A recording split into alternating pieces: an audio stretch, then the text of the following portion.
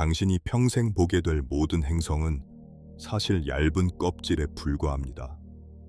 그 아래 누구도 직접 본 적 없는 거대한 세계가 숨어 있습니다.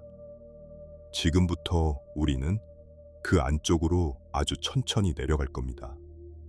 편하게 누워서 숨을 천천히 쉬어보세요. 어깨에 힘을 풀고 눈을 감아도 좋습니다. 발밑에 땅을 떠올려 보세요. 단단하고 영원히 움직이지 않는 것처럼 느껴지죠.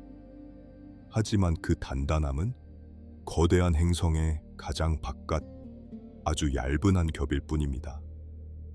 비율로 따지면 사과의 껍질보다도 더 얇습니다. 그 아래로는 수천 킬로미터의 뜨거운 암석과 금속이 끝없이 펼쳐져 있습니다. 우리는 그곳에 단 한 번도 발을 디딘 적이 없습니다. 인간이 파내려간 가장 깊은 구멍조차 지구 반지름의 500분의 1에도 미치지 못합니다.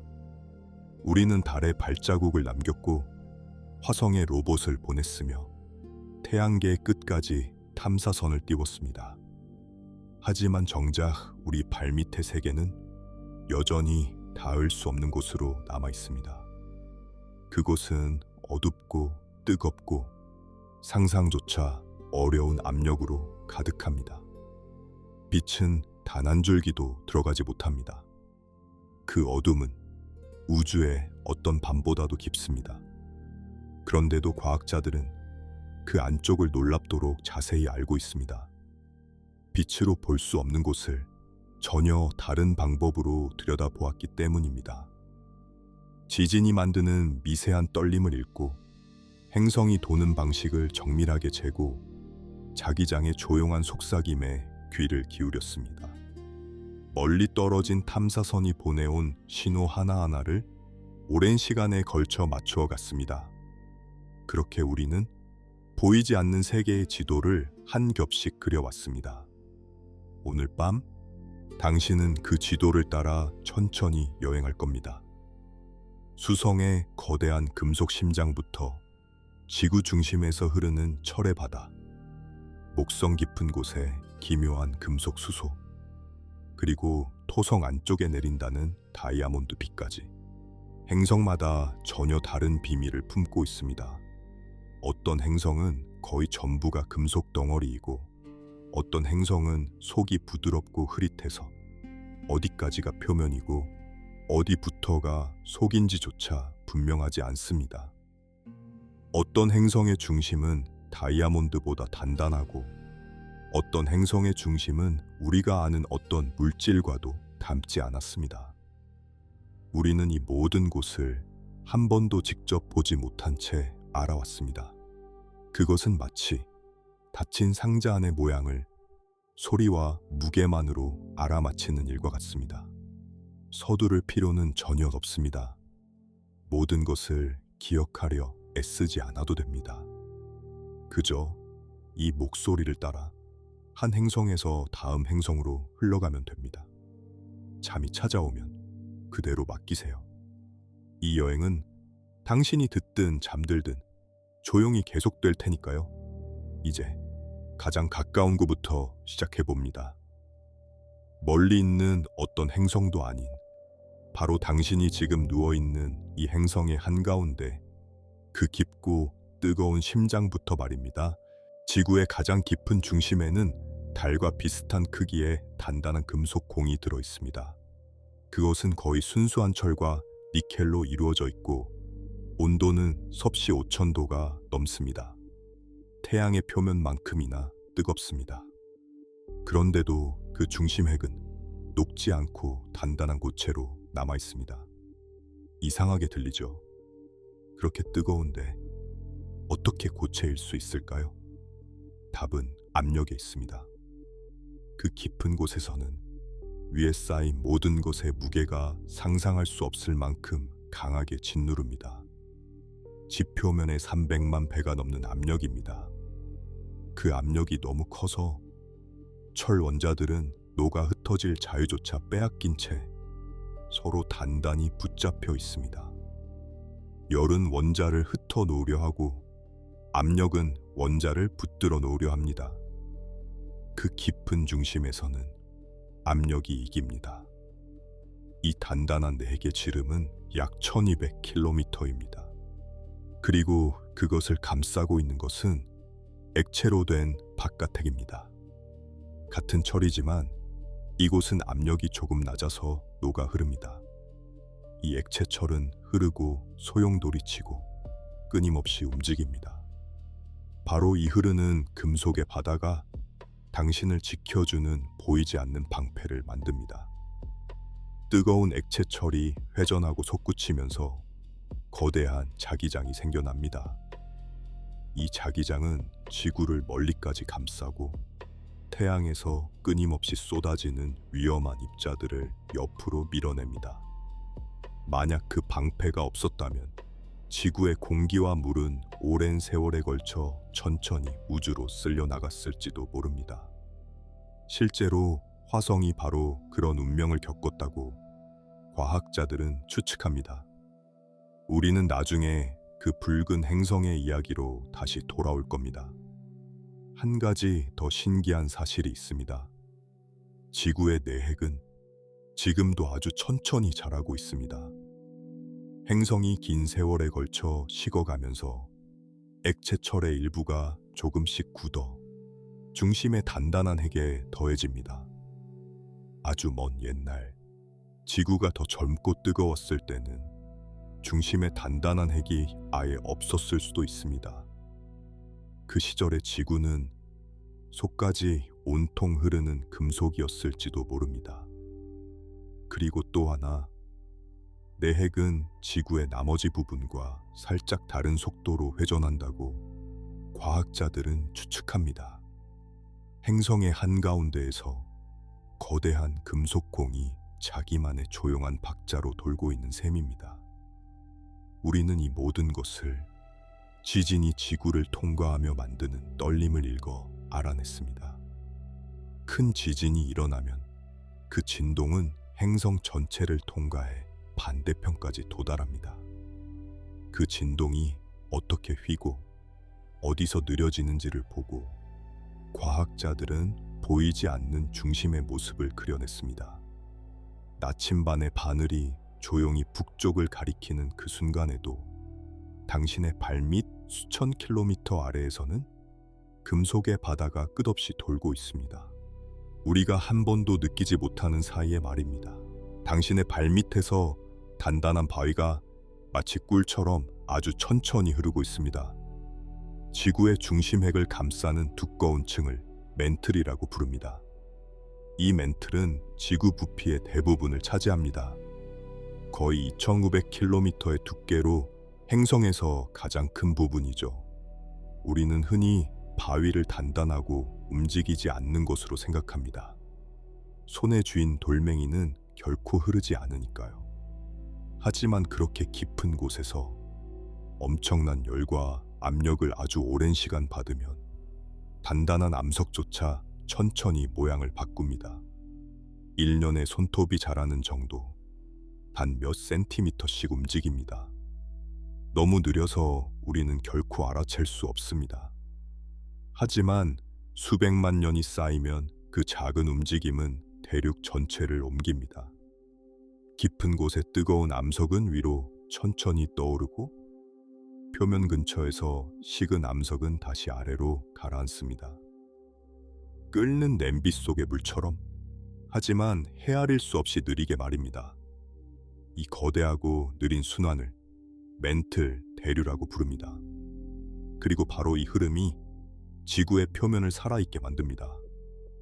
대륙이 움직이고 산맥이 솟아오르고 화산이 깨어납니다. 지진이 일어나는 것도 이 깊은 곳의 움직임이 결국 표면에 닿기 때문입니다. 당신이 서 있는 단단한 땅은 사실 이 거대한 흐름 위에 떠있는 작은 뗏목과 같습니다. 지구의 겉껍질은 여러 조각으로 갈라져 있고 그 조각들이 멘틀 위를 천천히 미끄러집니다. 우리는 그것을 판이라고 부릅니다. 어떤 판은 서로 부딪혀 거대한 산맥을 밀어 올리고 어떤 판은 서로 멀어지며 새로운 바다를 엽니다. 또 어떤 판은 다른 판 아래로 미끄러져 들어가 다시 뜨거운 멘틀 속으로 가라앉습니다. 히말라야의 높은 본구리도 한때는 두 대륙이 천천히 충돌하며 밀어 올린 것입니다. 그 충돌은 지금도 계속되고 있어서 그 산들은 해마다 아주 조금씩 더 높아지고 있습니다. 멘틀의 깊은 곳으로 내려갈수록 암석은 더 뜨겁고 더 빽빽해집니다. 그곳의 광물은 표면에서 우리가 보는 것과는 전혀 다른 형태로 변합니다. 같은 원소라도 그 깊은 압력 아래에서는 더 단단하게 짜여 우리가 거의 본 적 없는 결정으로 바뀝니다. 그리고 맨 아래 중심핵과 맞닿는 경계에는 거대하고 신비로운 영역이 자리하고 있습니다. 그곳에는 대륙만큼 거대한 뜨거운 암석 덩어리들이 가라앉아 있다고 과학자들은 추측합니다. 어쩌면 그것은 아주 먼 옛날 지구가 만들어지던 시절의 흔적일지도 모릅니다. 가끔 이 깊은 곳에서 뜨거운 암석 기둥이 천천히 솟아올라 표면까지 닿기도 합니다. 그러면 그 자리에 화산섬이 태어납니다.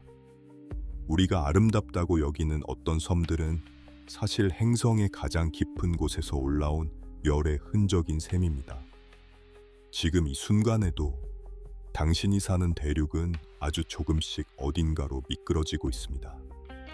너무 느려서 한 사람의 평생으로는 결코 볼 수 없는 길고 조용한 여행입니다. 수성은 거의 전체가 하나의 거대한 금속 심장입니다. 태양에 가장 가까운 이 작은 행성은 우리 달보다 조금 클 뿐입니다. 태양계의 행성 중에서 가장 작습니다. 하지만 그 안을 들여다보면 정말 이상한 것이 보입니다. 수성의 금속 중심 핵은 행성 전체 반지름의 거의 80%를 차지합니다. 다른 어떤 행성과도 비교할 수 없을 만큼 큽니다. 마치 바위로 된 아주 얇은 껍데기가 거대한 철공을 간신히 덮고 있는 것 같습니다. 지구의 핵이 행성 속에 잠긴 씨앗이라면 수성의 핵은 거의 행성 그 자체입니다. 과학자들은 오랫동안 이 점을 궁금해했습니다. 어떻게 이렇게 작은 행성이 이토록 거대한 핵을 가지게 되었을까요? 한 가지 유력한 추측은 아주 먼 옛날 수성이 거대한 충돌을 겪었다는 것입니다. 태양계가 아직 젊고 혼란스럽던 시절, 무언가가 수성의 세게 부딪혀 바깥쪽의 가벼운 암석을 대부분 벗겨냈다는 이야기입니다. 남은 것은 무거운 금속 핵과 그 위에 얇은 껍질뿐이었습니다. 또 다른 추측도 있습니다. 태양과 너무 가까워서 강렬한 열이 가벼운 바위를 증발시켜 날려보냈을 수도 있다는 것입니다. 어느 쪽이든 결과는 같습니다. 수성은 자신의 무게에 비해 너무나 무거운 속을 지니게 되었습니다. 표면으로 올라와 보면 수성은 잿빛이고 달처럼 수많은 충돌 구덩이로 뒤덮여 있습니다. 공기가 거의 없어서 하늘은 낮에도 검습니다. 태양은 우리가 보는 것보다 3배는 크게 떠 있고 그림자는 칼날처럼 또렷합니다.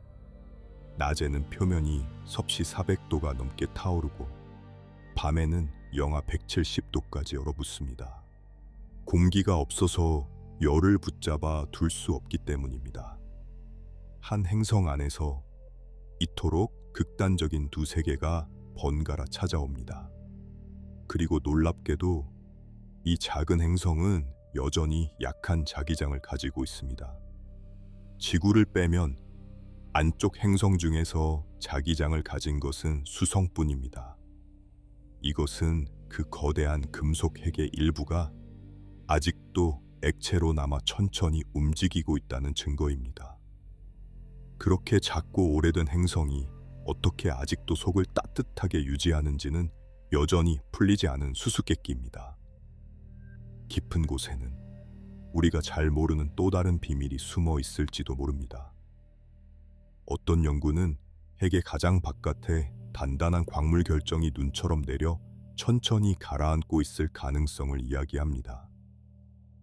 행성의 속에서 금속의 눈이 내린다는 상상은 기묘하면서도 아름답습니다.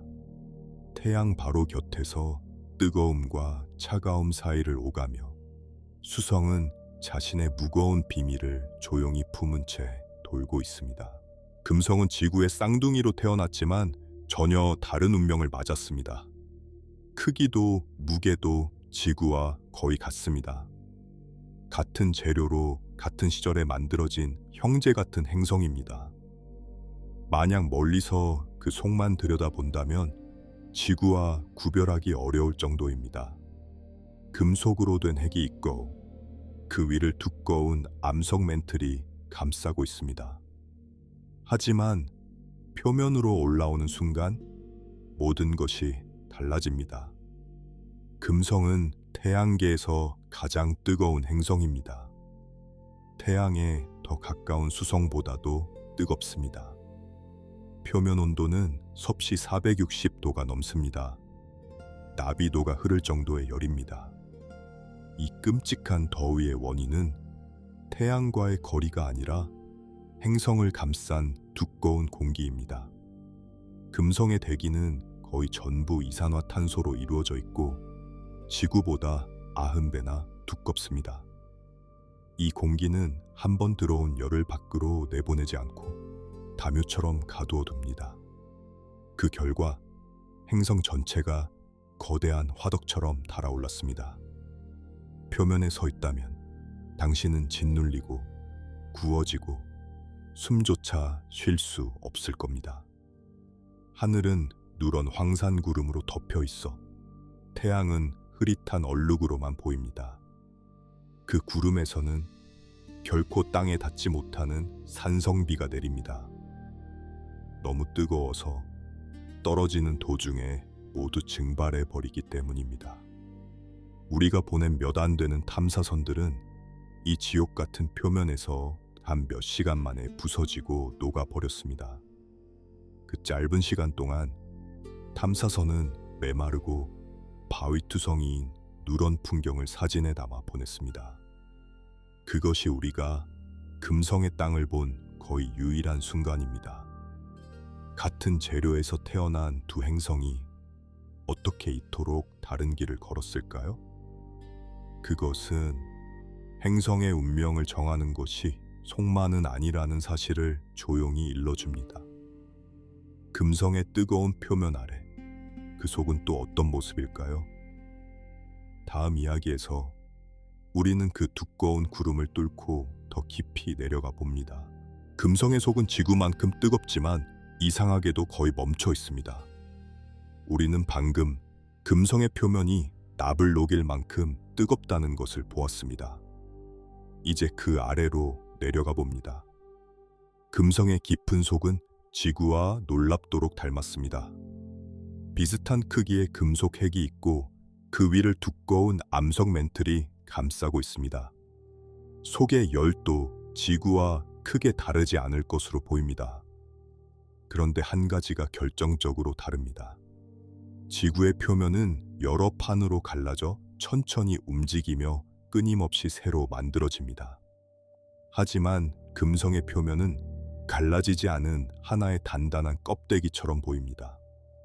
판이 움직이지 않습니다. 산맥이 충돌해 솟아오르지도 바다가 새로 열리지도 않습니다. 왜 그럴까요? 과학자들은 금성의 표면이 너무 뜨겁고 메말라서일 수도 있다고 추측합니다. 지구에서는 물이 암석을 부드럽게 만들어 판이 미끄러지도록 돕습니다. 하지만 금성에는 물이 거의 없습니다. 그래서 껍데기가 뻣뻣하게 굳어 한 덩어리로 행성을 감싸버렸습니다. 그렇다고 속의 열이 사라진 것은 아닙니다. 그 열은 빠져나갈 길을 찾지 못하고 행성 안에 쌓입니다. 어떤 과학자들은 금성이 오랫동안 열을 가두었다가 한 번에 표면 전체를 뒤집어 엎는 거대한 사건을 겪을지도 모른다고 추측합니다. 실제로 금성의 표면은 행성치고는 놀랍도록 젊습니다. 마치 비교적 최근에 전체가 다시 포장된 것처럼 보입니다. 어쩌면 수억 년 전 금성 전체가 끓어오르며 새 얼굴을 가졌을 수도 있습니다. 그리고 또 하나, 금성에는 자기장이 거의 없습니다. 속의 금속 핵이 지구처럼 충분히 휘젓지 못하기 때문일 수 있습니다. 핵을 식혀줄 판의 움직임이 없으니 안의 흐름도 멈춰버린 셈입니다. 금성은 우리에게 행성의 속과 겉이 얼마나 깊이 연결되어 있는지를 보여줍니다. 표면에서 일어나는 일이 가장 깊은 핵의 운명까지 바꿀 수 있는 것입니다. 뜨겁지만 고요한 그 속을 품은 채 금성은 두꺼운 구름 아래에서 천천히 돌고 있습니다. 화성의 붉은색은 사실 행성 전체에 스러있는 녹입니다. 화성의 표면은 산화철, 그러니까 녹슨 쇳가루로 덮여 있습니다. 그래서 밤하늘에서도 붉게 보이고 가까이서 보면은 온통 녹빛 사막입니다. 화성은 지구의 절반 정도 크기이고 무게는 10분의 1밖에 되지 않습니다. 작은 행성입니다. 그리고 작다는 것은 화성의 운명을 깊이 바꾸어 놓았습니다. 화성에도 지구처럼 금속으로 된 핵과 암석 멘틀, 그리고 얇은 껍질이 있습니다. 구조만 보면 지구의 축소판 같습니다. 하지만 작은 몸은 큰 몸보다 훨씬 빨리 식습니다.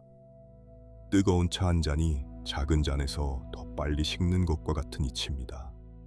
화성은 작아서 속의 열을 오래 붙잡아 두지 못했습니다. 그 결과 한때 살아 움직이던 화성의 속은 점점 조용해졌습니다. 하지만 먼 옛날의 화성은 지금과 사뭇 달랐습니다. 흐르는 강이 있었고 호수가 있었으며 어쩌면 넓은 바다도 있었을 것으로 보입니다. 탐사 로봇들은 물이 흐르며 깎아낸 골짜기와 물속에서만 만들어지는 광물을 찾아냈습니다. 한때 화성은 따뜻하고 축축한 살아있는 세계였을지도 모릅니다. 그렇다면 그 물과 따뜻함은 모두 어디로 갔을까요?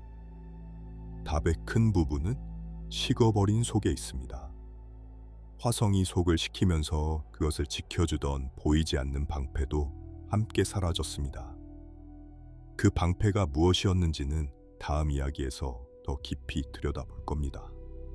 오늘날의 화성은 춥고 메마른 사막입니다. 공기는 너무 얇아서 물은 땅에 고이지 못하고 곧바로 증발하거나 얼어버립니다. 하지만 화성은 여전히 놀라운 것들을 품고 있습니다. 태양계에서 가장 큰 화산인 올림푸스 산이 솟아있고 그 화산은 한때 화성의 속이 얼마나 뜨거웠는지를 말없이 증언합니다. 또한 행성을 가로지르는 거대한 협곡이 있어 미국 대륙만큼이나 길게 뻗어 있습니다. 작고 차가워졌지만 화성은 자신이 한때 살아있었다는 흔적을 그 붉은 표면 곳곳에 간직하고 있습니다.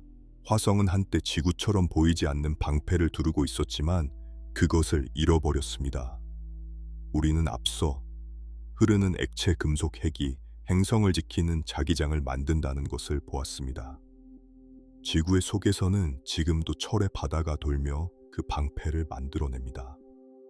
아주 먼 옛날, 화성에서도 같은 일이 일어났습니다. 화성의 속에도 흐르는 금속 핵이 있었고 강한 자기장이 행성을 감쌌습니다. 우리는 그 증거를 화성의 가장 오래된 암석에서 찾아냈습니다. 그 암석들은 마치 지나간 자기장의 기억처럼 옛 방향을 그대로 간직하고 있습니다. 하지만 화성은 작았고 빨리 식었습니다. 속이 식자 금속 핵의 흐름도 점점 느려지다가 멈추었습니다. 흐름이 멈추자 자기장도 사라졌습니다. 방패가 내려간 것입니다. 그러자 태양에서 끊임없이 불어오는 입자의 바람이 화성의 공기를 막을 것 없이 내리기 시작했습니다. 수억 년에 걸쳐 그 바람은 화성의 대기를 조금씩 우주로 쓸어갔습니다. 공기가 얇아지자 행성은 따뜻함을 잃었고 물은 얼거나 증발해 사라졌습니다. 푸르렀을지도 모를 세계가 천천히 붉은 사막으로 변해간 것입니다.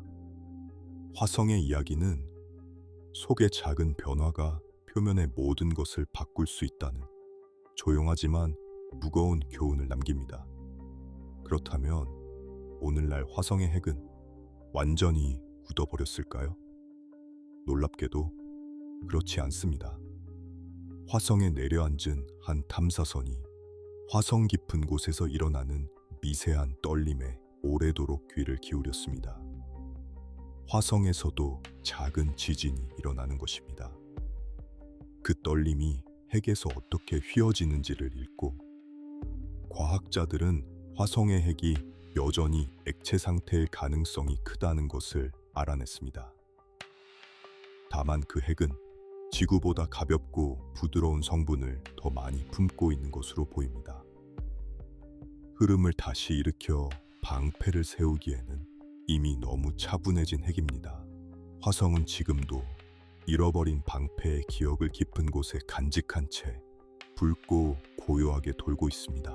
달은 우리가 생각하는 것보다 훨씬 복잡한 속을 지니고 있습니다. 밤하늘의 달은 차갑고 죽은 돌덩어리처럼 보입니다. 표면은 수십억 년 동안 쌓인 충돌 구덩이로 뒤덮여 있고 공기도 물도 없습니다.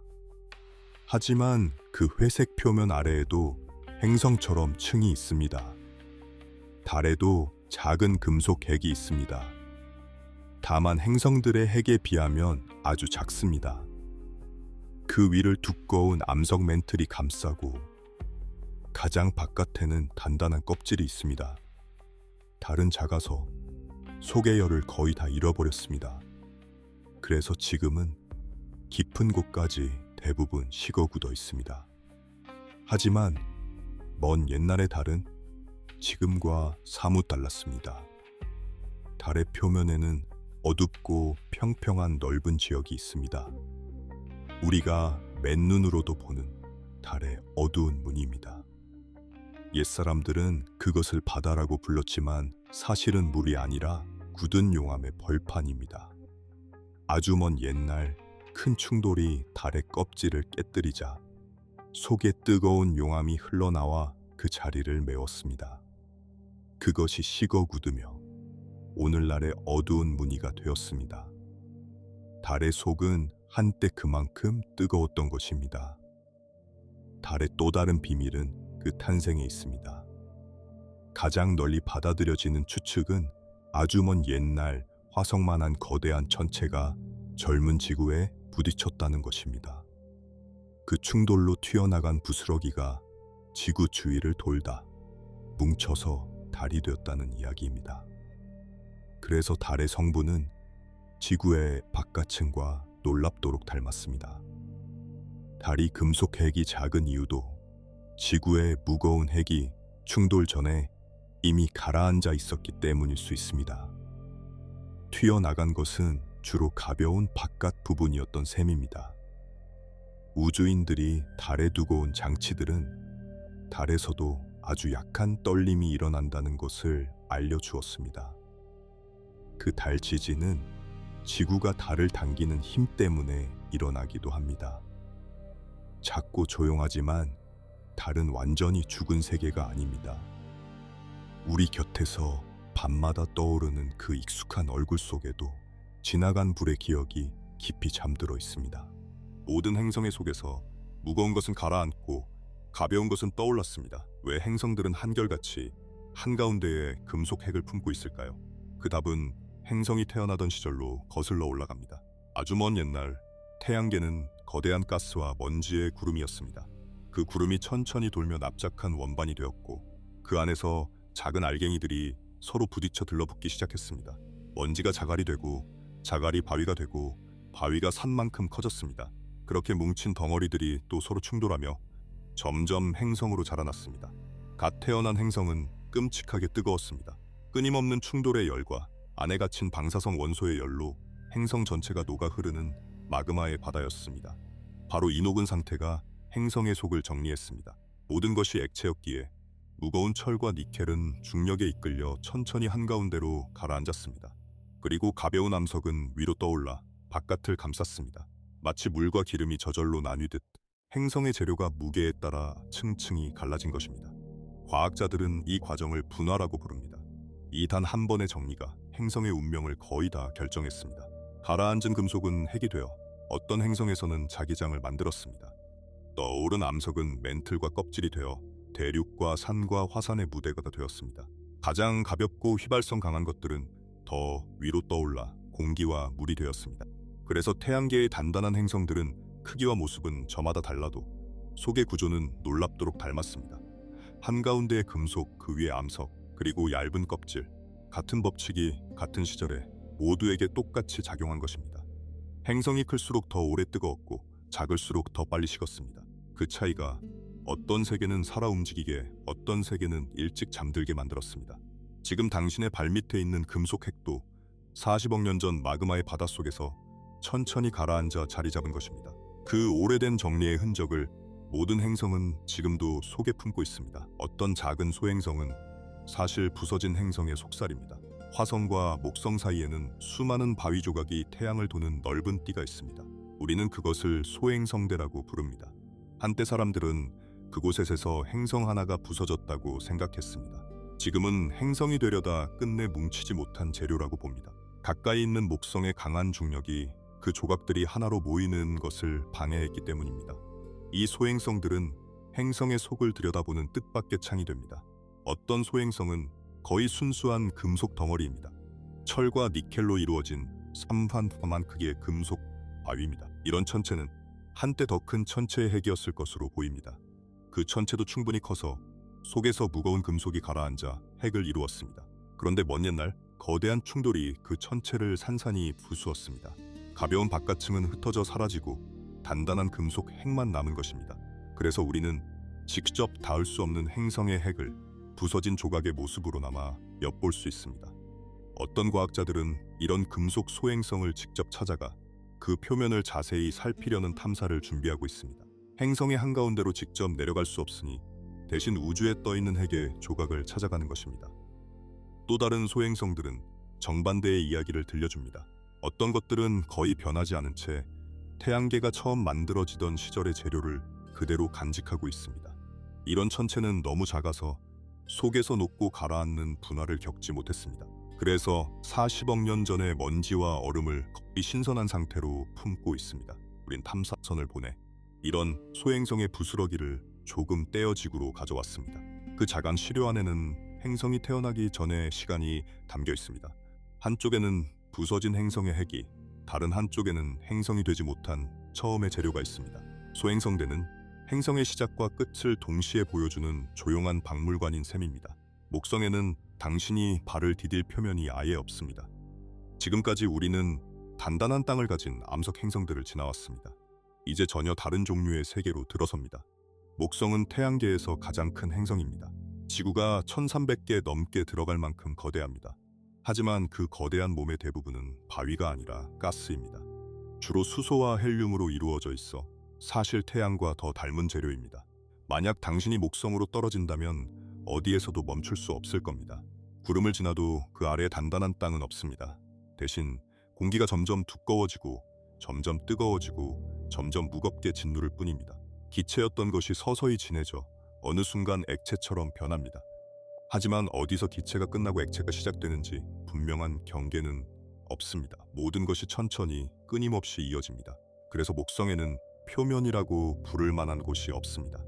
우리가 보는 목성의 아름다운 줄무늬는 행성을 감싼 거대한 구름의 띠입니다. 밝은 띠와 어두운 띠가 번갈아 흐르며 서로 반대 방향으로 빠르게 움직입니다. 그 경계에서는 끊임없이 거대한 소용돌이가 태어납니다. 그중 가장 유명한 것이 대적점이라 불리는 거대한 붉은 폭풍입니다. 이 폭풍 하나에 지구가 통째로 들어가고도 남습니다. 그리고 놀랍게도 이 폭풍은 적어도 수백 년 동안 멈추지 않고 휘몰아치고 있습니다. 우리가 망원경으로 처음 목성을 본 이래로 줄곧 그 자리에 있었습니다. 최근의 탐사선은 이 폭풍이 단지 표면의 무늬가 아니라 행성 깊숙이까지 수백 킬로미터를 파고든 거대한 기둥이라는 것을 알아냈습니다. 목성의 날씨는 우리가 상상하는 것보다 훨씬 깊은 곳까지 이어지는 것입니다. 그렇다면 이 끝없는 구름 아래로 더 깊이 내려가면 무엇이 우리를 기다리고 있을까요? 그곳에는 지구 어디에서도 본 적 없는 기묘한 형태의 물질이 숨어 있습니다. 다음 이야기에서 우리는 목성의 가장 깊은 비밀로 내려가 봅니다. 목성의 깊은 곳에서는 수소가 금속으로 변합니다. 우리가 아는 수소는 가장 가볍고 흔한 기체입니다. 풍선을 띄우고 별을 태우는 그 가벼운 원소입니다. 하지만 목성의 깊은 속으로 내려가면 수소는 우리가 한 번도 본 적 없는 모습으로 바뀝니다. 구름 아래로 수천 킬로미터를 내려가면 압력이 상상할 수 없을 만큼 커집니다. 지구 표면의 수백만 배에 이르는 압력입니다. 그 엄청난 짓누름 아래에서 수소 원자들은 더 이상 각자 전자를 붙잡고 있을 수 없습니다. 전자들이 풀려나 마치 금속 속처럼 자유롭게 흐르기 시작합니다. 이것을 금속 수소라고 부릅니다. 그것은 액체이면서 동시에 금속처럼 전기를 흐르게 합니다. 지구에서는 이런 물질을 거의 만들 수 없습니다. 너무나 큰 압력이 필요하기 때문입니다. 하지만 목성의 속에는 이 기묘한 금속 수소의 바다가 행성의 대부분을 채우고 있습니다.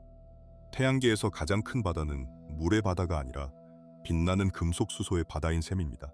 그리고 이 바다가 목성에 엄청난 힘을 줍니다. 금속 수소는 전기를 흐르게 하고 목성은 아주 빠르게 자전합니다. 하루가 단 10시간밖에 되지 않습니다. 빠르게 도는 거대한 전기 바다는 태양계에서 가장 강력한 자기장을 만들어냅니다.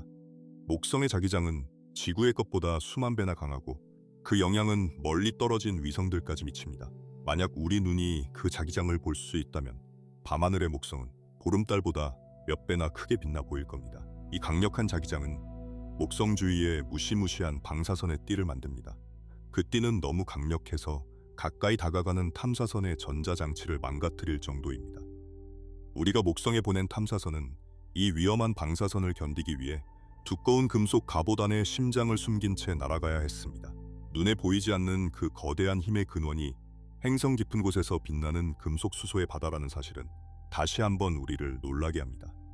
표면의 폭풍도 하늘의 방사선도 결국은 가장 깊은 속에서 시작되는 것입니다. 목성의 한가운데는 단단한 핵도 아니고 텅 빈 공간도 아닌 흐릿한 그 무엇입니다.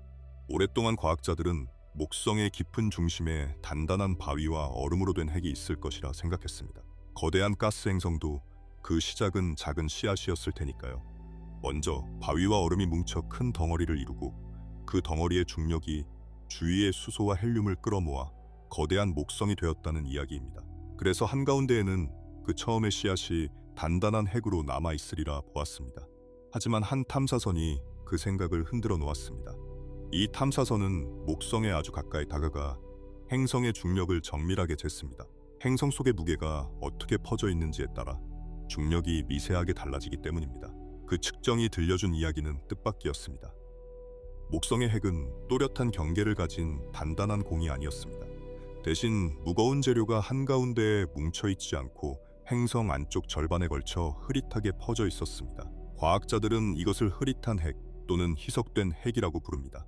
바위와 얼음의 재료가 그 위에 금속 수소와 부드럽게 섞여 있는 것입니다. 어디까지가 핵이고 어디부터가 바다인지 분명한 선을 그을 수 없습니다.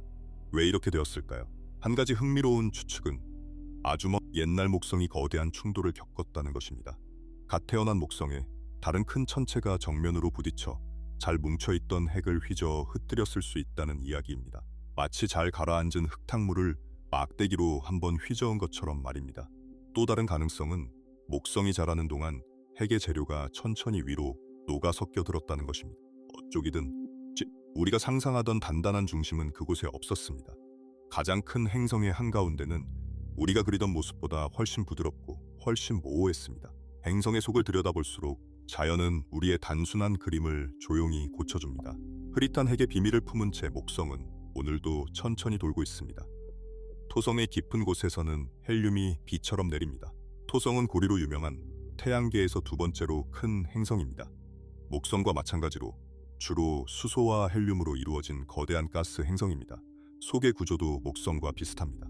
깊은 곳에는 금속 수소의 바다가 있고 한가운데에는 무거운 재료가 모여 있습니다. 하지만 토성에는 목성에는 없는 한 가지 신비로운 현상이 있습니다. 토성은 목성보다 작고 더 차갑습니다. 그래서 깊은 속의 어떤 층에서는 수소와 헬륨이 더 이상 잘 섞이지 못합니다. 마치 물과 기름이 분리되듯 헬륨이 수소에서 떨어져 나옵니다. 무거운 헬륨은 작은 방울로 뭉쳐 행성의 더 깊은 곳을 향해 천천히 가라앉습니다. 행성 속에서 헬륨의 비가 내리는 것입니다. 이 비는 우리가 아는 빗방울과는 다릅니다. 눈에 보이지 않고 상상도 어려운 압력 속에서 아주 천천히 깊은 곳으로 떨어집니다. 그리고 이 조용한 비가 뜻밖의 결과를 낳습니다. 헬륨 방울이 가라앉으면서 마찰로 열을 만들어냅니다. 그 덕분에 토성은 태양에게서 받는 것보다 더 많은 열을 스스로 뿜어냅니다. 토성은 자기 속에서 자신만의 온기를 만들어내는 셈입니다. 이 헬륨비는 오래된 수수께끼 하나도 풀어주었습니다. 토성의 위쪽 대기에는 예상보다 헬륨이 적습니다. 그 사라진 헬륨이 바로 깊은 곳으로 비가 되어 내려갔기 때문입니다. 위에서 사라진 헬륨이 아래에 쌓이고 있는 것입니다. 토성의 또 다른 신비는 그 모양에 있습니다. 토성은 태양계에서 가장 가벼운 행성입니다. 평균 밀도가 물보다도 낮아서 만약 토성을 담글 만큼 거대한 욕조가 있다면 토성은 물 위에 둥둥 뜰 겁니다. 그만큼 가벼운 재료로 그토록 거대한 몸을 이루고 있는 것입니다. 빠르게 도는 탓에 토성은 양옆으로 살짝 부풀어 완벽한 공이 아니라 약간 눌린 모양입니다. 아름다운 고리 아래 헬륨의 비가 조용히 내리는 그 깊은 속을 품은 채 토성은 천천히 돌고 있습니다. 토성과 목성의 깊은 곳에서는 다이아몬드가 비처럼 내릴지도 모릅니다. 이것은 오랫동안 과학자들이 진지하게 연구해온 가능성입니다. 어떻게 행성 속에서 다이아몬드가 만들어질까요? 이야기는 행성의 높은 하늘에서 시작됩니다. 토성과 목성의 대기에는 메탄이라는 기체가 들어 있습니다. 메탄은 탄소와 수소로 이루어진 물질입니다. 그 높은 하늘에서는 거대한 번개가 끊임없이 칩니다. 이 번개가 메탄을 때리면 메탄이 부서지면서 순수한 탄소 알갱이, 그러니까 검은 그을음이 만들어집니다. 이 작은 그을음은 무거워서 행성의 깊은 곳을 향해 떨어지기 시작합니다. 아래로 내려갈수록 압력과 열이 점점 커집니다. 그 강한 압력 속에서 탄소 알갱이는 짓눌리고 짜이며 단단한 형태로 바뀝니다. 먼저 흑연이 되고 더 깊이 내려가면 마침내 다이아몬드로 변합니다. 우리가 보석으로 아는 그 다이아몬드와 같은 물질입니다. 행성의 깊은 속에서 탄소가 다이아몬드로 다시 태어나는 것입니다.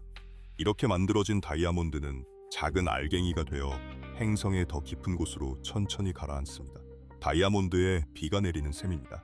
어떤 연구는 토성에서만 해마다 막대한 양의 다이아몬드가 이렇게 만들어질 수 있다고 추측합니다. 다만 이 다이아몬드들은 영원하지 않을지도 모릅니다.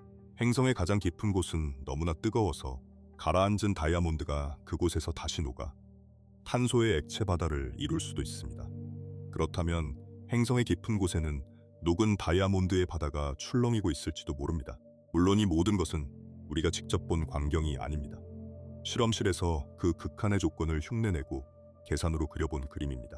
하지만 그 그림은 자연이 평범한 그을음을 다이아몬드로 바꾸고 그것을 비처럼 내리게 한다는 놀랍도록 아름다운 가능성을 보여줍니다. 우리가 보석으로 귀하게 여기는 것이 거대한 행성 속에서는 그저 깊은 곳으로 떨어지는 빗방울일 뿐인 것입니다. 그 조용한 다이아몬드의 비를 상상하며 우리는 더 먼 곳으로 향합니다. 천왕성과 해왕성은 사실 가스가 아니라 뜨거운 얼음으로 이루어진 행성입니다. 태양계의 가장 바깥, 차갑고 어두운 영역에는 두 개의 푸른 행성이 돌고 있습니다. 천왕성과 해왕성입니다. 멀리서 보면 목성이나 토성의 작은 동생처럼 보이지만 사실은 전혀 다른 종류의 세계입니다. 목성과 토성은 대부분 수소와 헬륨으로 이루어져 있습니다. 하지만 천왕성과 해왕성은 더 무거운 재료가 훨씬 많습니다. 물과 암모니아, 그리고 메탄이 그 속을 가득 채우고 있습니다. 과학자들은 이런 행성을 얼음 거인이라고 부릅니다. 여기서 말하는 얼음은 우리가 아는 차가운 얼음이 아닙니다. 이 행성들의 깊은 속은 무척 뜨겁습니다. 다만 천문학에서는 물과 암모니아, 메탄처럼 비교적 가벼운 분자들을 묶어 얼음이라고 부르는 것입니다. 그래서 천왕성과 해왕성의 속은 뜨겁고 짓눌린 물의 거대한 바다라고 할 수 있습니다. 그 푸른빛도 깊은 속이 아니라 대기에서 옵니다. 대기 속의 메탄이 붉은 빛을 빨아들이고 푸른 빛만 되돌려 보내기 때문입니다. 그래서 두 행성 모두 깊고 차분한 푸른빛을 띱니다. 두 행성은 닮았지만 성격은 사뭇 다릅니다. 천왕성은 거의 옆으로 누운 채 태양을 돕니다. 자전축이 거의 90도나 기울어 마치 굴러가듯 도는 것입니다. 아마도 먼 옛날 거대한 충돌이 행성을 통째로 넘어뜨렸을 것으로 보입니다. 그래서 천왕성에서는 한쪽 극이 수십 년 동안 낮이고 반대쪽은 수십 년 동안 밤입니다. 해왕성은 태양에서 가장 먼 행성입니다. 그렇게 멀고 추운데도 태양계에서 가장 빠른 바람이 붑니다. 그 바람은 소리보다 빠르게 행성을 휘몰아칩니다. 멀리 떨어져 햇빛이 거의 닿지 않는데 어떻게 그런 격렬한 날씨가 생기는지는 여전히 풀리지 않은 수수께끼입니다. 아마도 그 힘의 일부는 행성 깊은 속에서 새어나오는 열에서 올 것입니다. 이 두 푸른 행성을 우리는 단 한 번 스쳐 지나가며 보았을 뿐입니다. 40년 가까이 날아간 한 탐사선이 둘의 곁을 잠깐 지나며 사진을 남겼습니다. 그 짧은 만남 이후로 우리는 다시 그곳을 찾아가지 못했습니다. 태양계의 가장 먼 두 세계는 여전히 우리가 가장 적게 아는 행성으로 남아 있습니다. 천왕성과 해왕성의 깊은 곳에는 검고 단단한 또 다른 형태의 물이 숨어 있습니다. 우리는 물을 세 가지 모습으로 압니다. 차가운 얼음, 흐르는 액체, 그리고 수증기입니다. 하지만 이것이 전부가 아닙니다. 아주 높은 압력과 높은 열이 동시에 닥치면 물은 우리가 한 번도 본 적 없는 네 번째 모습으로 변합니다. 그것을 초이온 물이라고 부릅니다. 얼음 거인의 깊은 속이 바로 그런 극한의 조건입니다. 그곳에서 물 분자는 우리가 아는 형태를 유지할 수 없습니다. 물은 수소와 산소로 이루어져 있는데 이 극한의 상태에서는 산소 원자들은 단단한 격자에 갇혀 고체처럼 자리를 지킵니다. 그런데 수소 원자들은 그 격자 사이를 액체처럼 자유롭게 흘러다닙니다. 한 물질이 고체이면서 동시에 액체인 셈입니다. 단단하게 굳어 있으면서도 그 안에서 무언가가 흐릅니다. 이 기묘한 물은 검은 빛을 띠다고 여겨집니다. 빛을 거의 통과시키지 않기 때문입니다. 그래서 어떤 과학자들은 이것을 검은 얼음이라고도 부릅니다. 뜨겁고 단단하고 검은 얼음입니다. 오랫동안 이것은 계산 속에만 있는 상상이었습니다. 하지만 과학자들은 마침내 실험실에서 아주 짧은 순간 동안 이 물을 만들어내는 데 성공했습니다. 강력한 빛으로 물을 순식간에 짓눌러 그 네 번째 모습을 잠깐 엿본 것입니다. 그 짧은 순간 상상은 사실이 되었습니다. 이 초이온 물이 중요한 이유는 단지 신기해서가 아닙니다. 그 안에서 자유롭게 흐르는 수소는 전기를 흐르게 합니다. 그리고 전기가 흐르는 거대한 층은 행성의 자기장을 만들어냅니다. 천왕성과 해왕성의 자기장은 무척 이상합니다. 다른 행성들과 달리 행성의 중심을 지나지 않고 한쪽으로 비뚤어진 채 기울어 있습니다. 마치 누군가 자석을 행성 속에 비스듬히 끼워 넣은 것 같습니다. 과학자들은 이 기이한 자기장이 바로 그 검은 물의 층에서 만들어진다고 추측합니다. 깊은 속의 얕은 껍질에서 흐르는 전기가 비뚤어진 자기장을 빚어내는 것입니다. 우리가 가장 적게 아는 두 행성의 속에는 우리가 가장 최근에야 엿본 기묘한 물이 조용히 흐르고 있습니다. 우리 태양계 너머에는 표면이 온통 녹은 바위로 된 행성도 있습니다. 지난 수십 년 동안 우리는 다른 별을 도는 수천 개의 행성을 발견했습니다. 우리는 그것을 외계 행성이라고 부릅니다. 그중 어떤 것들은 우리 태양계의 어떤 행성보다도 기이합니다. 그리고 그 기이함의 많은 부분이 행성의 속에서 비롯됩니다. 어떤 외계 행성은 자기 별에 너무나 가까이 붙어 있습니다. 1년이, 그러니까 별을 한 바퀴 도는 시간이 단 몇 시간밖에 되지 않습니다. 그렇게 가까우면 별의 열이 표면의 바위를 녹여버립니다. 행성의 한쪽 면 전체가 끓어오르는 용암의 바다가 되는 것입니다. 그곳에서는 돌이 증발해 하늘로 올라갔다가 멀리 날아가 다시 바위 비가 되어 내린다고 과학자들은 추측합니다. 또 어떤 행성은 탄소가 유난히 풍부하게 태어났을 수 있습니다. 우리 지구는 산소가 풍부해 속이 주로 규산염, 그러니까 흔한 바위로 이루어져 있습니다. 하지만 탄소가 더 많은 행성이라면 그 속의 구조가 완전히 달라집니다. 깊은 곳의 탄소가 높은 압력을 받으면 두꺼운 다이아몬드 층을 이룰 수도 있습니다. 한때 사람들은 거의 다이아몬드로 이루어진 행성이 있을지도 모른다고 상상했습니다. 행성 전체가 하나의 거대한 보석인 셈입니다. 다만 그런 행성이 실제로 흔한지는 아직 확실하지 않습니다. 그것은 여전히 매혹적인 가능성으로 남아 있습니다. 더 극단적인 세계도 있습니다. 어떤 행성은 폭발하고 남은 별의 잔해 곁을 돕니다. 빠르게 도는 작은 별의 신호 속에서 우리는 그 주위를 도는 행성을 찾아냈습니다. 죽은 별을 도는 행성이라니 상상하기 어려운 풍경입니다. 이런 발견들은 우리에게 한 가지를 일러줍니다. 행성의 속은 우리 태양계에서 본 몇 가지 모습이 전부가 아니라는 것입니다. 우주에는 우리가 아직 상상조차 못한 속을 가진 세계들이 수없이 많이 숨어 있을 겁니다. 별빛 사이 어딘가에서 용암의 바다와 다이아몬드의 핵을 품은 행성들이 지금도 조용히 돌고 있습니다. 우리 은하에서 가장 흔한 행성은 지구보다 크고 해왕성보다 작은 우리에게 없는 종류입니다. 신기하게도 또 우리 태양계에는 이런 크기의 행성이 하나도 없습니다. 하지만 다른 별들 주위에서는 이 중간 크기의 행성이 가장 흔하게 발견됩니다. 과학자들은 이런 행성을 슈퍼지구 또는 작은 해왕성이라고 부릅니다. 슈퍼지구는 지구처럼 바위로 이루어졌지만 훨씬 더 무겁습니다. 그렇게 무거운 행성의 속은 어떤 모습일까요? 더 큰 질량은 더 큰 중력을 뜻하고 더 큰 중력은 속을 더 세게 짓누릅니다. 그래서 슈퍼지구의 깊은 곳에서는 압력이 지구의 중심보다도 훨씬 큽니다. 그 압력 속에서 바위와 금속은 우리가 잘 모르는 형태로 짜일 수 있습니다. 어떤 슈퍼지구의 멘틀에서는 우리가 지구에서 보는 광물과는 전혀 다른 결정이 만들어질 것으로 보입니다. 또 그렇게 강한 압력과 열은 행성의 속을 더 오래, 더 활발하게 움직이게 할 수도 있습니다.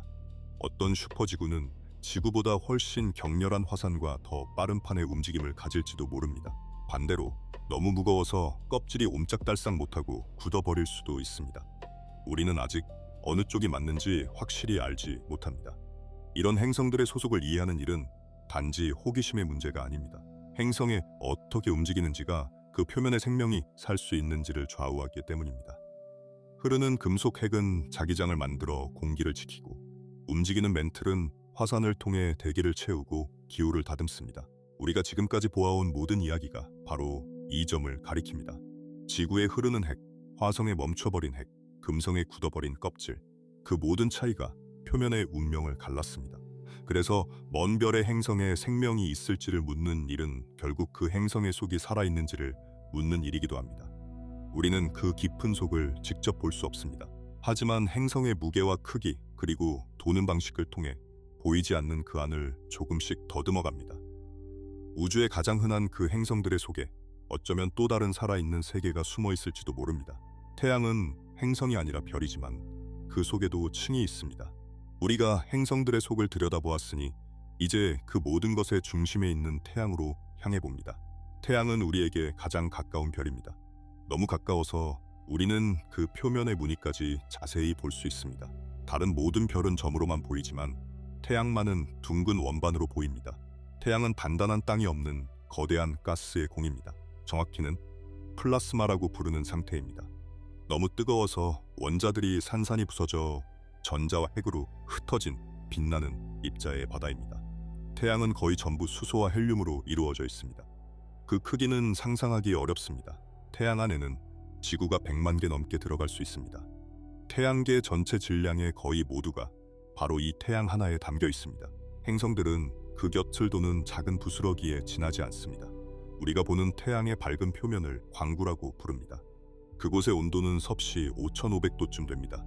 가까이서 보면 그 표면은 매끈하지 않습니다. 끓는 죽처럼 수많은 알갱이 무늬로 끊임없이 들끓고 있습니다. 그 알갱이 하나하나가 사실은 거대한 뜨거운 가스 기둥입니다. 깊은 곳에서 솟아오른 뜨거운 플라스마가 표면에서 식어 다시 아래로 가라앉는 것입니다. 지구의 멘틀에서 보았던 그 순환이 이곳에서는 빛과 함께 훨씬 빠르고 격렬하게 일어납니다. 표면에는 때때로 검은 점이 나타납니다. 우리는 그것을 흑점이라고 부릅니다. 그것은 태양이 식은 곳이 아니라 강한 자기장이 열의 흐름을 막아 주위보다 조금 덜 뜨거운 곳입니다. 그래서 어둡게 보일 뿐 사실은 여전히 눈부시게 뜨겁습니다. 표면 위로는 거대한 불꽃의 고리가 솟아오르기도 합니다. 그 고리 하나에 지구 여러 개가 나란히 걸릴 만큼 거대합니다. 이 모든 격렬한 움직임은 태양의 표면에서 끝나는 것이 아닙니다. 그것은 더 깊은 속, 우리가 결코 직접 볼 수 없는 한가운데에서 시작됩니다. 그곳에서 우리에게 빛과 온기를 주는 모든 것이 태어납니다. 다음 이야기에서 우리는 태양의 가장 깊은 심장으로 내려가 봅니다.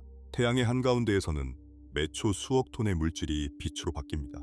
태양의 가장 깊은 중심을 핵이라고 부릅니다. 그곳은 태양에서 가장 뜨겁고 가장 무겁게 짓눌린 곳입니다.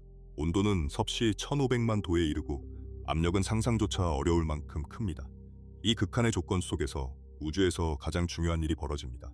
핵융합입니다. 그 엄청난 열과 압력 아래에서 수소의 핵들이 서로 부딪혀 들러붙습니다. 4개의 수소 핵이 합쳐져 하나의 헬륨 핵이 됩니다. 그런데 이 과정에서 신기한 일이 일어납니다.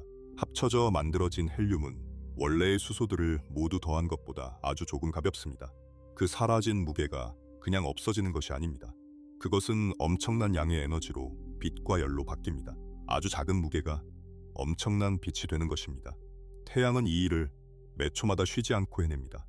매초 수억 톤의 수소가 헬륨으로 바뀌고 그 과정에서 사라진 무게가 햇빛이 되어 쏟아져 나옵니다. 지금 당신의 얼굴에 닿는 모든 따뜻한 빛은 바로 그 깊은 핵에서 무게가 빛으로 바뀌며 태어난 것입니다. 태양은 이렇게 46억 년 동안 빛나왔습니다. 그리고 앞으로도 50억 년쯤은 더 빛날 만큼 충분한 연료를 품고 있습니다. 우리가 보는 거의 모든 빛과 온기에 변하지 않는 셈인 셈입니다. 한 가지 더 놀라운 사실이 있습니다. 이 핵융합은 오직 태양의 가장 깊은 중심에서만 일어납니다. 그 바깥은 아무리 뜨거워도 융합이 일어날 만큼 짓눌리지 않기 때문입니다.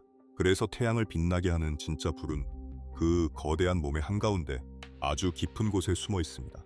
우리가 보는 눈부신 표면은 그 깊은 불에서 새어나온 치 마침내 바깥으로 드러난 것일 뿐입니다. 행성의 핵이 자기장을 만들어 우리를 지킨다면 태양의 핵은 빛 그 자체를 만들어 모든 생명을 살립니다.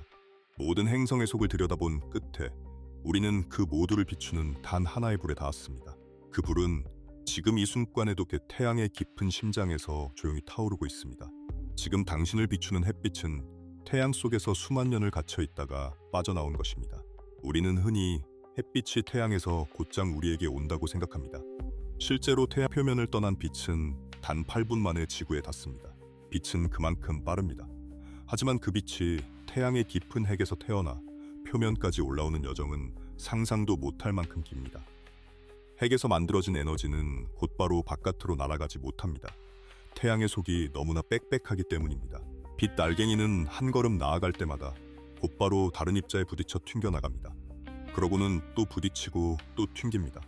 마치 빽빽한 사람들 사이를 헤치며 이리저리 밀려다니는 것과 같습니다. 한 방향으로 나아가기는커녕 무수히 많은 방향으로 끝없이 부딪힙니다.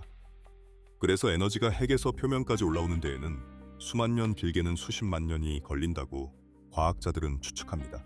다시 말해, 지금 당신의 피부에 닿는 이 빛은 어쩌면 인류가 처음 등장하기도 전 태양의 깊은 곳에서 태어난 에너지일지도 모릅니다. 그 긴 여정을 거쳐 마침내 표면에 닿은 뒤에야 빛은 자유롭게 우주로 날아오릅니다. 태양의 속은 깊이에 따라 다른 방식으로 에너지를 나릅니다. 핵을 둘러싼 안쪽 층에서는 빛이 부딪히고 튕기며 천천히 에너지를 옮깁니다. 그 바깥층에서는 뜨거운 가스 자체가 거대한 기둥을 이루어 솟아오르고 가라앉으며 에너지를 표면으로 실어 나릅니다. 우리가 표면에서 보는 그 들끓는 알갱이 무늬가 바로 이 솟아오르는 기둥의 꼭대기입니다. 그러니 태양을 올려다볼 때 우리는 사실 아주 오래된 빛을 보고 있는 셈입니다. 그 빛은 태양의 깊은 어둠 속에서 태어나 수만 년을 헤매다 마침내 빠져나와 8분을 날아 당신에게 닿았습니다. 행성의 속이 그러하듯 태양의 속에서도 가장 중요한 일은 우리 눈에 보이지 않는 깊은 곳에서 아주 천천히 이루어집니다. 차갑고 작은 명왕성의 속에도 어쩌면 액체 바다가 숨어 있을지 모릅니다. 태양계의 가장 바깥 해왕성 너머에는 얼음으로 된 작은 세계들이 수없이 흩어져 있습니다. 우리는 그 영역을 카이퍼띠라고 부릅니다. 명왕성은 그중 가장 유명한 천체입니다. 명왕성은 무척 작고 태양에서 너무 멀어 표면 온도가 영하 200도가 넘게 내려갑니다. 그 표면은 얼어붙은 질소와 메탄으로 덮여 있습니다. 그렇게 차갑고 작은 세계라면 속까지 완전히 얼어 죽었으리라 생각하기 쉽습니다. 하지만 한 탐사선이 40억 킬로미터를 날아가 명왕성을 가까이서 보았을 때 우리는 놀라운 광경을 마주했습니다. 명왕성의 표면에는 거대한 하트 모양의 매끄러운 평원이 있었습니다. 그 평원에는 충돌 구덩이가 거의 없었습니다. 그것은 그 표면이 비교적 최근에 새로 만들어졌다는 뜻입니다. 죽은 줄 알았던 세계가 사실은 지금도 천천히 자신의 얼굴을 고치고 있었던 것입니다. 그 움직임의 힘은 어디에서 올까요? 과학자들은 명왕성의 단단한 얼음 껍질 아래에 액체물의 바다가 숨어 있을지도 모른다고 추측합니다. 그렇게 멀고 추운 곳에서 어떻게 물이 얼지 않을까요? 그 답은 속에 남은 열에 있습니다. 명왕성의 깊은 곳에 있는 암석에는 천천히 열을 내는 방사성 원소가 들어져 있습니다. 그 미약한 열과 두꺼운 얼음 껍질의 보온 덕분에 깊은 바다가 얼지 않고 남아있을 수 있는 것입니다. 명왕성만이 아닙니다. 카이퍼띠의 다른 얼음 세계들도 비슷한 숨은 바다를 품고 있을지 모릅니다. 태양에서 가장 멀고 가장 어둡고 가장 추운 곳에서도 행성의 속은 완전히 잠들지 않을 수 있는 것입니다. 표면은 영하 200도의 얼음 사막이지만 그 깊은 아래에는 어쩌면 어둡고 고요한 물의 바다가 출렁이고 있을지도 모릅니다. 우리가 한때 가장 보잘것없다고 여겼던 작은 세계조차 들여다보면 이토록 깊은 비밀을 품고 있습니다. 목성과 토성의 어떤 위성들은 얼음 껍질 아래에 지구보다 많은 물을 숨기고 있습니다. 우리는 보통 바다를 떠올릴 때 행성의 표면을 생각합니다. 하지만 태양계에서 가장 큰 바다들은 표면이 아니라 깊은 속에 숨어 있습니다. 그것도 행성이 아니라 작은 위성들 안에 말입니다. 목성에는 유로파라는 위성이 있습니다. 표면은 온통 매끄러운 얼음으로 덮여 있고 그 위에는 붉은 금이 거미줄처럼 뻗어 있습니다. 그 얼음 껍질 아래에 깊은 소금물 바다가 숨어 있다고 과학자들은 추측합니다. 그 바다는 지구의 모든 바다를 합친 것보다 더 많은 물을 담고 있을지도 모릅니다. 작은 위성 하나가 지구보다 많은 물을 품고 있는 셈입니다. 그렇게 멀고 추운 곳에서 어떻게 물이 얼지 않을까요? 그 답은 지식임의 열에 있습니다. 유로파는 거대한 목성의 둘레를 돕니다. 목성의 강한 중력이 위성을 한쪽으로 당겼다가 놓기를 끊임없이 되풀이합니다. 그 힘에 유로파의 속은 계속해서 주물러지고 비틀립니다. 그 마찰이 열을 만들어 얼음 아래에 바다를 녹은 채로 지킵니다. 토성의 작은 위성 엔셀라두스는 더 놀라운 모습을 보여줍니다. 그 남극에서는 얼음 껍질에 갈라진 틈으로 물기둥이 우주를 향해 솟구칩니다. 깊은 바다의 물이 얼음을 뚫고 분수처럼 뿜어져 나오는 것입니다. 한 탐사선이 그 물기둥 사이를 곧장 통과하며 성분을 살폈습니다. 그 안에는 소금과 생명의 재료가 될 수 있는 물질들이 들어있었습니다. 이것이 중요한 힘이겠습니다. 생명에게는 물과 온기와 양분이 필요합니다. 이 숨은 바다들은 그 세 가지를 모두 갖추고 있을지도 모릅니다. 그래서 어떤 과학자들은 태양계에서 생명을 찾을 가장 유망한 곳이 따뜻한 지구의 표면이 아니라 멀고 차가운 위성의 얼음 아래 어두운 바다라고 생각합니다. 햇빛 한 줄기 닿지 않는 그 깊은 어둠 속에서 위성의 속이 만들어내는 온기에 기대어 무언가가 살아가고 있을지도 모릅니다. 행성의 속을 들여다보는 일은 이렇게 생명을 찾는 일과 조용히 이어집니다. 얼어붙은 작은 달의 껍질 아래 어두운 바다가 지금도 천천히 출렁이고 있습니다. 우리는 행성의 속을, 그것이 떨리는 소리를 들어 알아냈습니다. 지금까지 우리는 행성들의 깊은 속을 마치 직접 본 것처럼 이야기했습니다. 하지만 누구도 그곳에 내려간 적은 없습니다. 그렇다면 우리는 어떻게 보이지 않는 그 세계를 이토록 자세히 알게 되었을까요? 가장 큰 비밀은 지진에 있습니다. 큰 지진이 일어나면 그 진동은 땅만 흔드는 것이 아닙니다.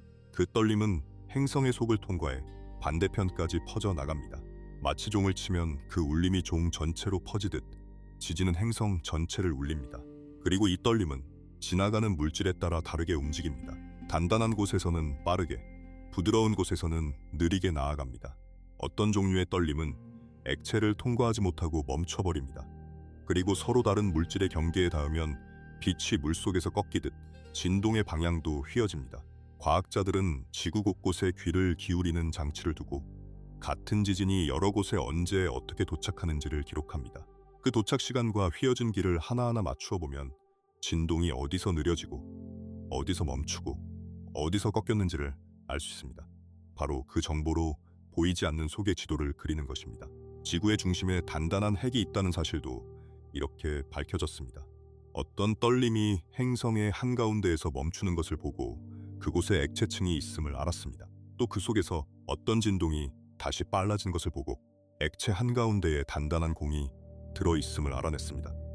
누구도 보지 못한 것을 떨림의 메아리만으로 알아낸 것입니다. 우리는 이 방법을 다른 세계에도 가져갔습니다. 달에 두고 온 장치는 달의 떨림을 들려주었고 화성에 내려앉은 탐사선은 화성의 작은 지진에 오래도록 귀를 기울였습니다. 그렇게 우리는 다른 행성의 속까지 소리로 더듬어갔습니다. 그러니 행성의 속을 안다는 것은 본다기보다 듣는 일에 가깝습니다. 어둠 속에서 울리는 메아리에 귀를 기울이고 그 울림으로 보이지 않는 세계의 모양을 그리는 일입니다. 행성은 자신의 속을 떨림이라는 조용한 언어로 우리에게 들려주고 있었던 셈입니다. 우리는 행성의 무게를 재고 하늘에서 떨어진 돌을 살펴 그 속을 짐작합니다. 지진의 떨림은 우리가 닿을 수 있는 가까운 세계에서만 들을 수 있습니다. 멀리 떨어진 행성에는 아직 우리의 귀를 둘 수 없습니다. 그렇다면 목성이나 토성처럼 먼 행성의 속은 어떻게 알 수 있을까요? 한 가지 방법은 중력을 재는 것입니다. 행성의 무게가 속에 어떻게 퍼져 있느냐에 따라 그 중력이 미세하게 달라집니다. 무거운 것이 한가운데에 뭉쳐있는 행성과 고르게 퍼져 있는 행성은 곁을 지나는 탐사선을 조금씩 다르게 끌어당깁니다. 그래서 탐사선을 행성에 아주 가까이 보내 그 움직임이 얼마나 미세하게 빨라지고 느려지는지를 정밀하게 재면 보이지 않는 속의 무게 분포를 짐작할 수 있습니다.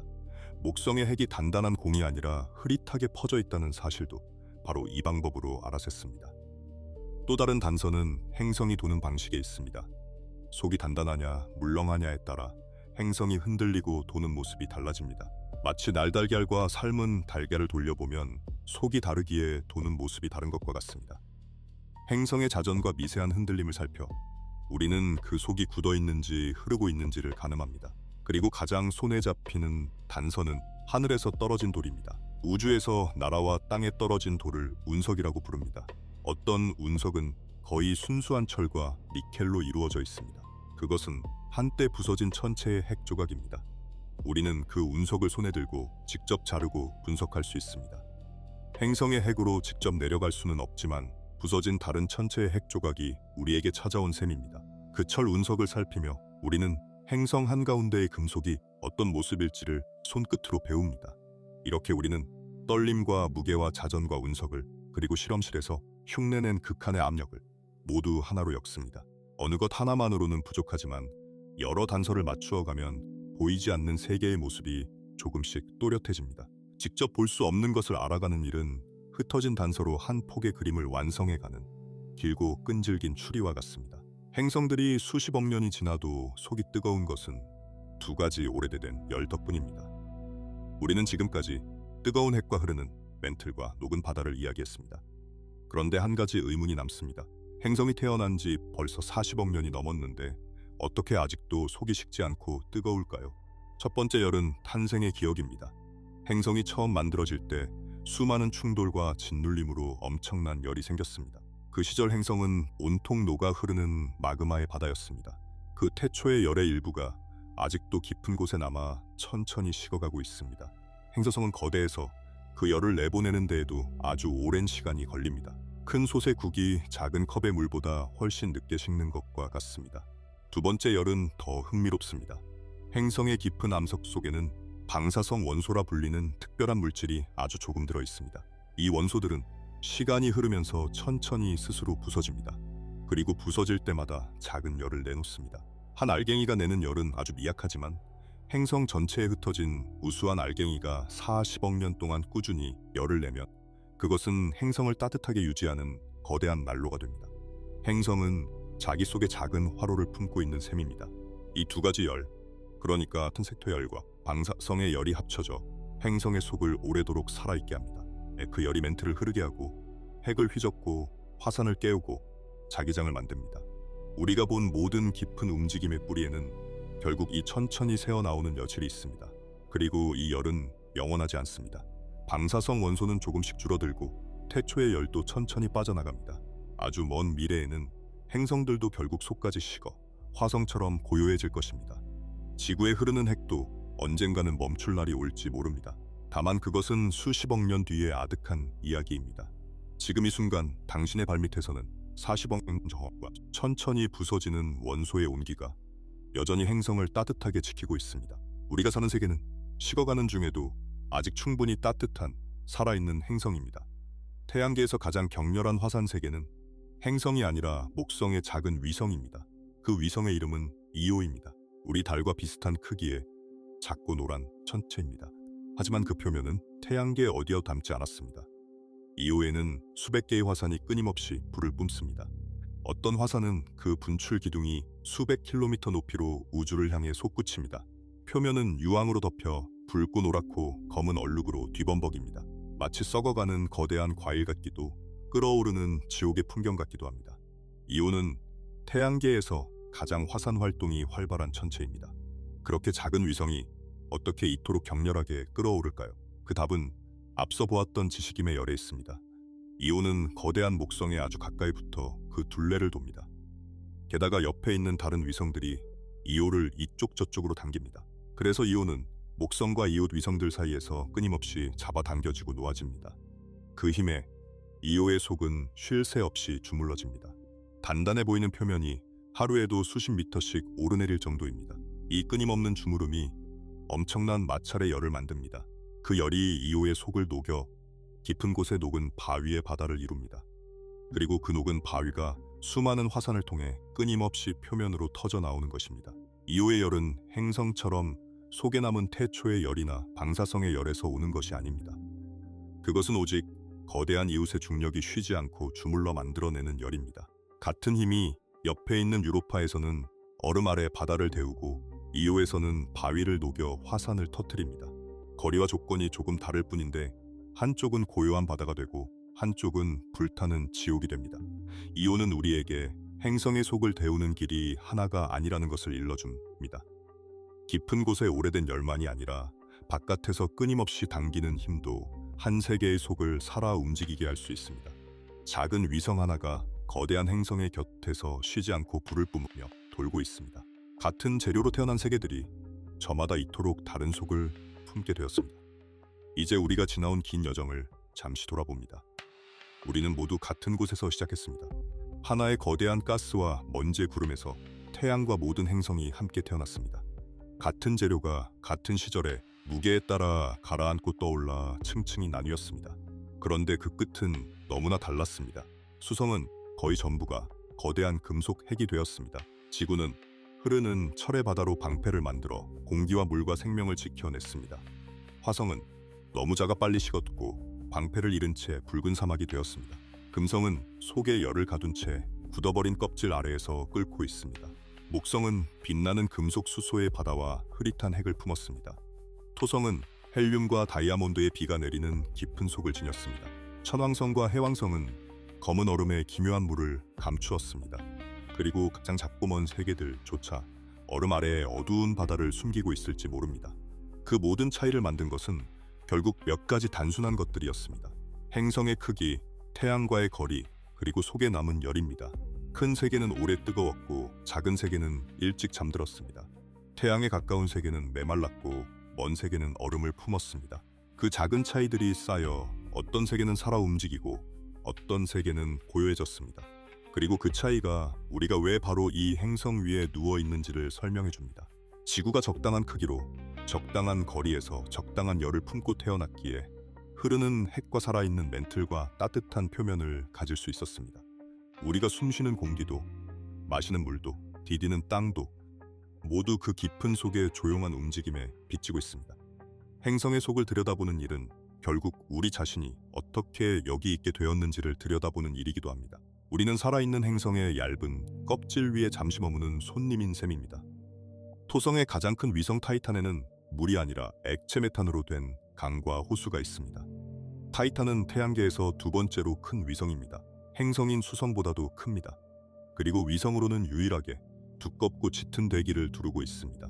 그 공기는 너무 두꺼워서 표면을 누런 안개가 덮어 오랫동안 그 아래를 볼 수 없었습니다. 한 탐사선이 그 안개를 뚫고 작은 착륙선을 떨어뜨렸을 때 우리는 놀라운 풍경을 마주했습니다.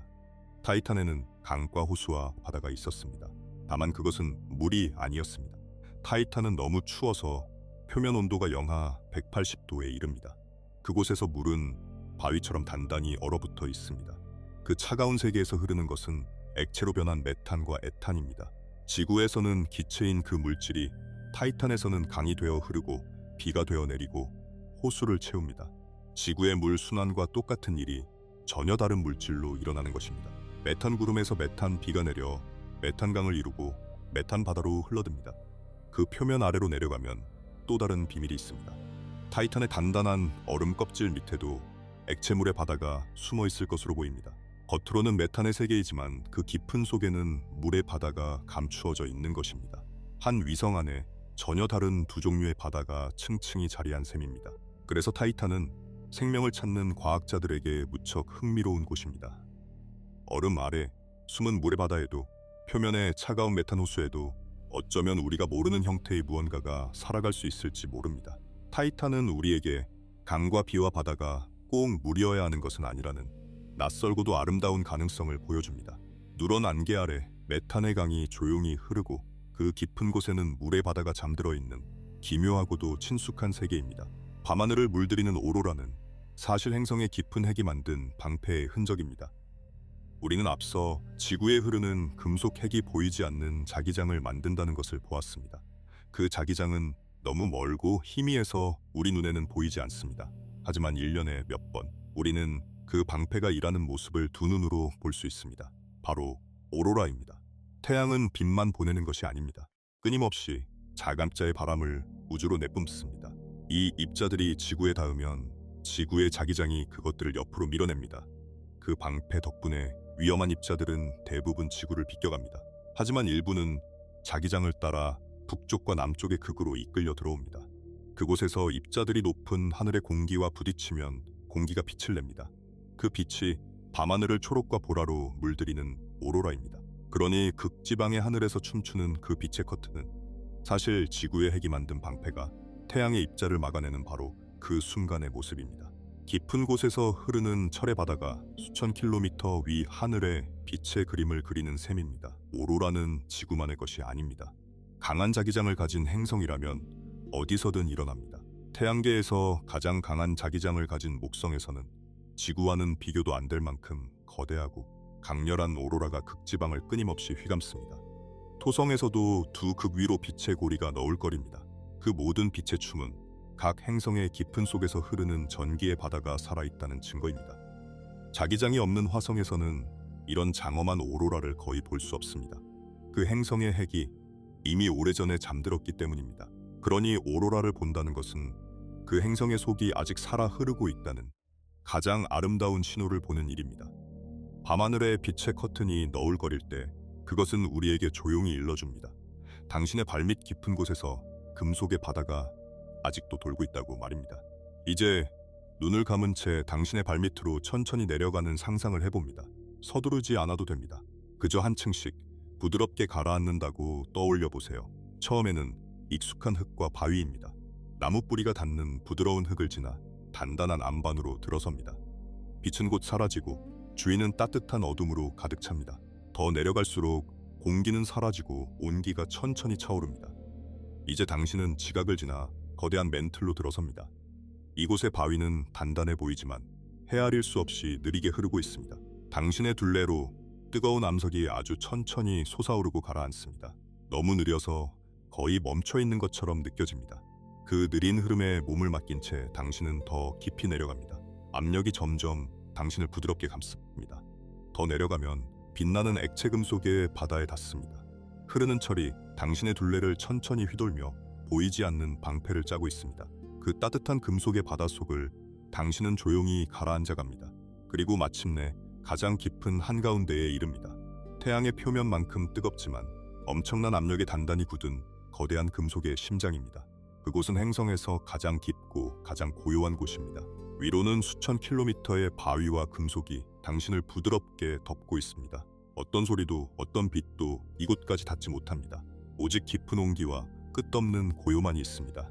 당신은 지금 당신이 사는 세계의 가장 깊은 중심에 조용히 누워 있습니다. 행성이 당신을 온통 감싸고 그 오래된 온기로 당신을 데워줍니다.